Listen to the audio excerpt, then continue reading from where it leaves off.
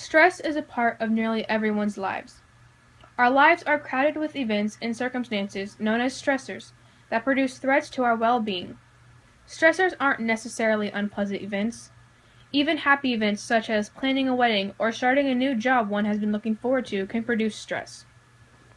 Some examples of life stressors are the death of a loved one, the divorce of one's parents, moving to a new home, chronic illness or injury, traumatic events such as natural disasters or violence against you or a loved one. Everyone has different stress triggers. According to surveys, work stress is at the top of the list.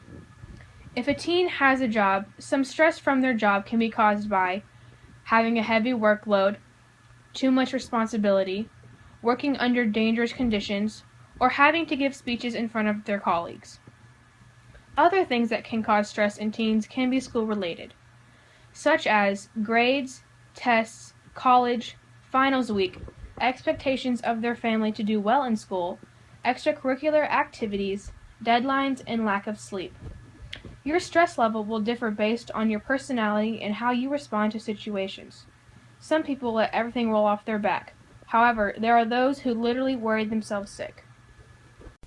Stress can have positive or negative effects depending on how it's experienced.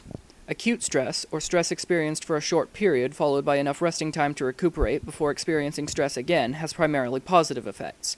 Acute stress gives a temporary boost in strength and overall physical ability, which helps empowering one's way through a physical problem and to mediate physically threatening emergencies. Acute stress also increases alertness and cognitive performance, helping a person to figure their way through an intellectual problem. It also temporarily boosts the immune system, so stress experienced after an injury or surgery can decrease the chance of the wound becoming infected. And in an experiment with lab rats, Daniela Kaufer and Elizabeth Kirby found that short-term stress drastically accelerated the birth of new brain cells in the rat's hippocampi, which a few weeks later improved their abilities in memory tests. So short periods of stress can actually be beneficial in many respects. Problems occur when stress becomes chronic, when it persists for a prolonged period, or when the once beneficial bouts of short-term stress occur without enough recuperation time in between. When stress becomes chronic, its effect on the immune system reverses, decreasing immune function and increasing the chances of infection and illness.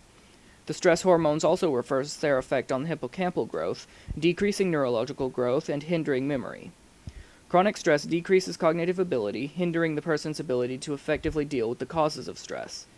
On top of it all, chronic stress can accelerate aging, increase risk of heart disease, obesity, and depression, and worsen many of the disorders the person already has.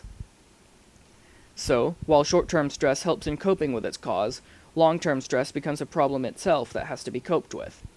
So when stress goes overboard and starts doing more harm than good, how can we rein it back into healthier proportions? Stress is a normal part of life, something that everyone encounters. Yet, some young adults are better than others at coping. Coping is the effort to control, reduce, or learn to tolerate the threats that leads to stress. Some people use problem-focused coping, by which they attempt to manage a stressful problem or situation by directly changing the situation to make it less stressful. Others, however, use emotion-focused coping, which involves the conscious regulation of emotion. Some ways that teens can mediate stress include being active.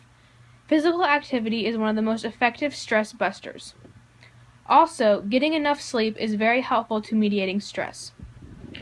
Another way teens can mediate stress is by finding something to do that brings them joy, and try to plan some time to have fun. You need balance in your life. School is important, but it's not everything. It's not good to only focus on school the whole time. You need to have some time to yourself to do things you enjoy. Finally, talking to someone can also help teens cope with stress. By talking to a parent, teacher, or trusted adult, they may be able to help you find new ways to manage your stress.